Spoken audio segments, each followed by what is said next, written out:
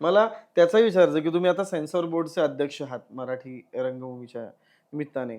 तुमच्याकडे म्हणजे मला इथे सांगायला फार आनंद वाटतोय ही गोष्ट की एक INT नावाची स्पर्धा असते.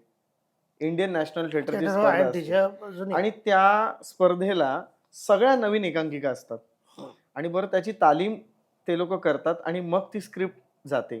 आणि तुमच्यावरती बर्डन असा येतो का कधी की बाबा आता 5-6 दिवस राहिलेत आणि अजून आपण त्यांना सेन्सॉर सर्टिफिकेट दिली नाहीये? आपण त्यांना दिलेलं नाही हे बर्डन येण्यापेक्षा हा त्यांनी वेळेत स्क्रिप्ट दिलेलं नसतं. हा आज तुम्ही कुठली एकांकिका करताय, निदान 15 दिवस तरी अगोदर सुरू करता की नाही? हा मग ते स्क्रिप्ट का नाही सबमिट होत? हम्म, व्यावसायिक नाटकांमध्ये स्क्रिप्ट सबमिटच होत नाही. हम्म.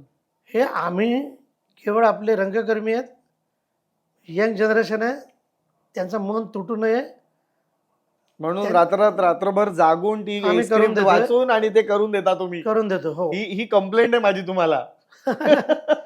आज कित्येक एकांकिका स्पर्धा म्हणजे आज दुपारी 3 वाजता प्रयोग आहे, तर इकडे PDF वरती पाठवून मी पास केलेले आहेत आम्ही.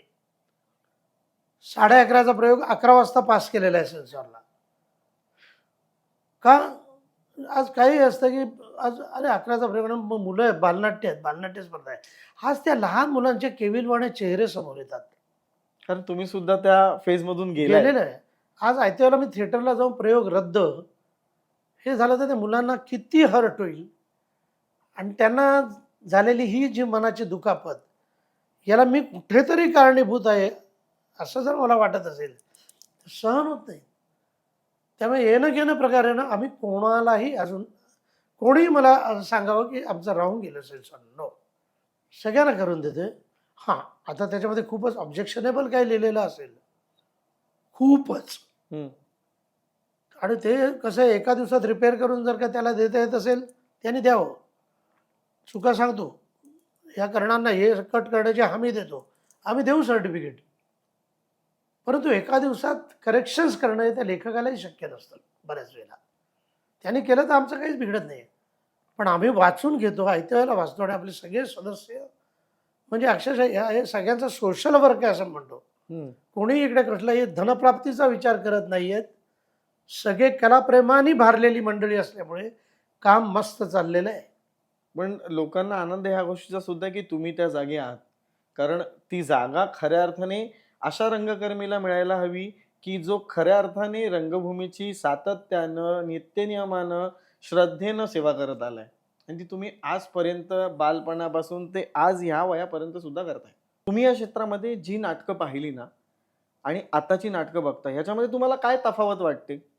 मी नाही म्हणणार असं तफावत.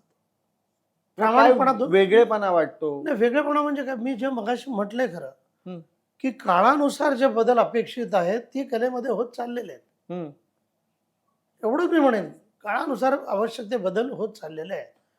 काळानुसार तांत्रिकतेला देखील किती महत्त्व आहे त्या दृष्टीने तांत्रिकतेचं महत्त्व देखील ओळखलं जात आहे. म्हणजे यंत्र आणि मंत्र हम्म. या दोघांची चांगली सांगड घातली जाते. आज आवश्यक आहे, लोक हिंदी सिनेमे बघत असतात किंवा सिनेमे बघत असतात, इंग्लिश सिनेमे बघत असतात, अनेक प्रायव्हेट चॅनल्सवरती सिनेमे. आज मंडळींना पॉश ग्रँजर किंवा ज्याची सवय झाली आहे, जे पाहिजे ते पाहिजे ही रसिकांची भावना झालेली असल्यामुळे आजच्या नाटकांचं बजेटिंग थोडं वाढेल पण कॉम्प्रोमाइज कुठे दिसत नाही. हम्म. आज तुम्ही सेटिंग बघा, सुंदर सेट. काय सेटिंग असतं, काय लायटिंग असतं. हे नाटकांना हळूहळू हळूहळू वाढत गेलं की नाही. बॅकग्राऊंड गेलं, स्कूलचे रेकॉर्डर्स गेले, लॅपटॉपवरती सगळं व्हायला लागलं. हे बदल अपेक्षितच आहेत आणि तेच मी संगीत रंगभूमीच्या बाबतीतही म्हणतो. हम्म. संगीत रंगभूमी अजूनही कुठेतरी तांत्रिकतेला महत्त्व आहे की नाही. अजूनही जर का त्याच पठडीमध्ये तुम्ही करणार असाल तर आजच्या तरुण पिढीला ते नाटक निष्प्रभ किंवा काहीतरी जुनाट किंवा बाळबोध वाटल्याशिवाय राहणार नाही. तुम्ही आज तांत्रिकतेबरोबरच याला देखील महत्त्व दिलं पाहिजे. गाण्याच्या मैफिली म्हणजे संगीत नाटक नव्हे. हम्म. गा गा गा गा गाणं नाही, परिणामापुरतं कथा आणि संवाद. कथा, संवाद आणि गाणी याची एक विशिष्ट अशी लगट लागते तिकडे. दर्जेदार कथा वस्तूला भारतीय रागदारी संगीताचे अनेक गान प्रकार सहजतेने लगटलेले असतात, त्याला म्हणतात संगीत नाटक. वा. हे मी नाही, कदाचित ह्याच पद्धतीचे म्हणणं आमच्या वडिलांचंही हेच होतं. केशवराव दत्तांनी म्हटलेलं आहे की संवादरूपी चबुतऱ्यावर गान शारदेची मूर्ती विराजमान झाली पाहिजे. गाणं असं आलं पाहिजे.